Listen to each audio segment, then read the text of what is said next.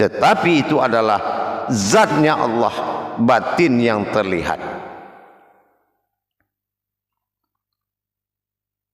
Maka diri sifat ihsan melihat kehadiran zatnya Allah, yaitu batin yang terlihat, barulah kita bisa masuk ke dalam mencari sesuatu yang berdiri, bukanlah diri tetapi sesuatu yang berdiri.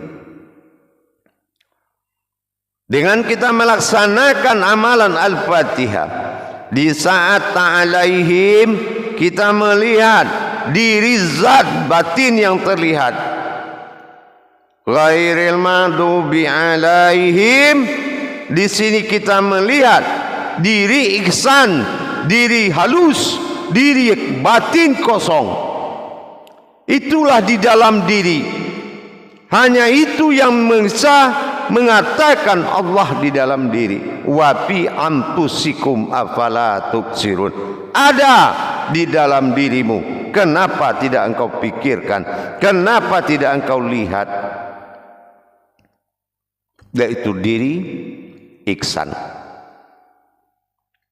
Dengan kita mendirikan diri ihsan tersebut, jadi untuk mendapatkan sebuah wujud diri adalah melalui kodrat diri ihsan, yang mana diri ihsan di situ akan muncul sebuah zatnya Allah. Maka baru Allah akui, aku berada pada zat dan sifatku sendiri. Mana zat Allah? Inilah batin yang terlihat di saat kita telah berhasil mewujudkan diri sifat, yaitu diri halus, laksana di depanmu ini kosong. Seperti itulah batang tubuh diri ihsan. Dengan kita melakukan tafakur Al-Fatihah, sebelum saya turunkan amal tajalinya nanti, maka Al-Fatihah ini sebagai mujahadah dan latihan harus dilaksanakan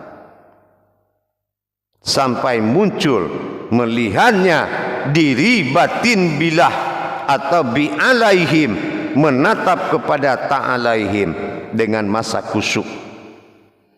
Ya, Tuhan tidak bisa dikaji kecuali dia sudah berasma Allah. Tuhan tidak bisa dikaji, tapi bisa dikukuhkan pada diri kita, bisa dipasangkan tetapi tidak bisa diuraikan. Kenapa? Tuhan bersifat tunggal, tidak mungkin bisa dikaji. Kenapa? Laisa kamislihi min syai'un, tidak ada yang setara dengannya.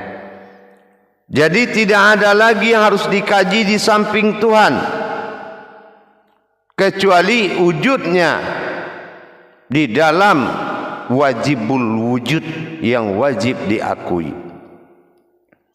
Untuk itu, melihat kita kembali kepada asma yang dinamakan Allah. Setiap asma pasti ada ul husna. Artinya setiap namaku diakhiri dengan diriku. Berarti belum bisa kita teruskan mengkaji sesuatu yang berdiri, melainkan melalui sebuah diri yang berdiri.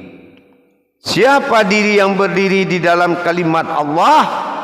Adalah ihsan. Satu alif berharokat 1, lam berharokat 3, lam kedua berharokat 3, 6, dan ha adalah 5. Berarti 165. 1 ihsan, 6 iman, 5 Islam. 5 kali 6 30. 30 juz. Juz itu adalah ihsan. Berarti tubuh ayat dan kodrat hayat. Siapa itu? Itulah diri ihsan, diri yang rahasia, yaitu diri yang menjadi kehambaan Allah. Jadi kalau kita mengikuti kajian ma'rifatullah, kalau kita belum paham, ibarat kita hidup di ujung tanduk, hidup di ujung jarum. Artinya apa? Jatuh terpeleset sedikit, maka kita salah memahaminya. Harus berhati-hati. Jadi kalau kita mengkaji tentang Tuhan, harus melalui husnanya, yaitu ihsan. 4 kali 728 itu harus melalui ihsan.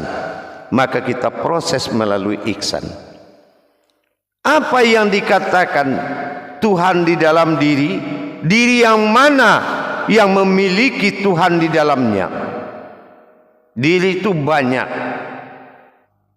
Ihsan itu diri sifat untuk melihat kodrat diri zat. Maka kenapa? Karena Allah mengatakan aku berdiri dengan zat dan sifatku. Makanya itu yang mencari. Allahul ladzi khalaqas samawati wal arda wa ma bainahuma. Aku jadikan 7 lapis aras dan 7 lapis kursi. Aku ada di antara itu. Itulah antara zat dan sifat. Makanya terjadi pencarian melalui ihsan. Karena ihsan adalah diri yang maujud dalam tulisan alif lam lam ha Allah. Makanya satu kata tadi bisa mempertemukan umat dan Tuhan. Allahu Akbar. Nah, disinilah bagaimana kita mentelepati kodrat tersebut dengan memahami kajiannya. Yang bisa menyembunyikan Allah, itulah diri yang ada di balik tulisan alif lam lam ha Allah, yaitu ihsan. Ihsan adalah diri kehambaannya Allah yang terbuat dari sifat yang wujudnya seperti kosong depan kita. Itu batang tubuhnya. Sehingga di dalam kekosongan itu, karena ihsan ini adalah diri batin oleh Allah bi'alaihim, sementara Allah bersembunyi di dalam batinnya sendiri, yaitu ta'alaihim batinul batin. Melihat batin, terlihatlah diri yang batin. Nah, di dalam diri yang batin, wujud Allah dalam batin, inilah yang akan didapati yang dikatakan sesuatu yang berdiri nanti. Itu yang ta'alaihim, dilihat oleh bi'alaihim. Kenapa semuanya itu diri bi'alaihim yang dipilih oleh Allah? Karena bi'alaihim itu adalah batinnya Allah. Hanya dalam batinnya sendiri dia bisa bersembunyi. Maka kalau kita melaksanakan tadaburnya dengan Al-Fatihah, di saat ta'alaihim kita menatap kepada yang terlihat. Di saat bi'alaihim kita melihat kepada kodrat yang melihat, yaitu batinnya Allah. Maka menyatulah dalam pertemuan. Amin. Dan itu yang harus dilatih dengan Al-Fatihah sebelum saya turunkan tajalinya. Begitu. Paham kira-kira itu?